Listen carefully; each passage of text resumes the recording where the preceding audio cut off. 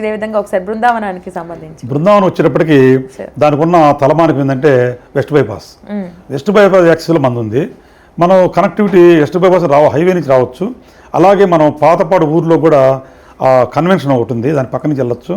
అంటే జనరల్గా ఎయిర్పోర్ట్కి పోవాలన్నా లేదా క్యాపిటల్కి పోవాలన్నా జస్ట్ 10 minutesలో వెళ్ళొచ్చు. ప్రతి ఒక్కరు కూడా హైదరాబాద్తో లింకప్ ఉంటుంది, తొందరగా వెళ్ళడానికి ఛాన్స్ ఉంటుంది. అందువల్ల దాన్ని సెలెక్ట్ చేసుకోవడం జరిగింది. అందువల్ల దాని బృందావనం పేరు పెట్టాను.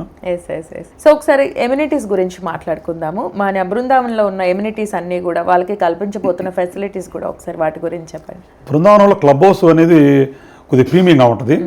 అంటే నా ఉద్దేశం ఏంటంటే ప్రతి చోట క్లబ్ హౌస్ ఇవ్వాలని, ప్రతి చోట హౌసింగ్ ఇవ్వాలని కాదు, కొద్దిగా కాస్ట్లీగా ఉంటుంది.